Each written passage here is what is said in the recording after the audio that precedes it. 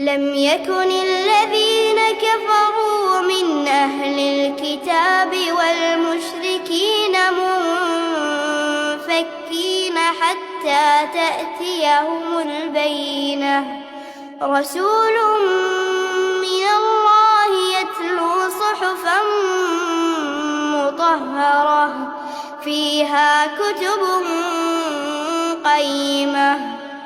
وما تفرق الذين أوتوا الكتاب إلا من بعد ما جاءتهم البينة وما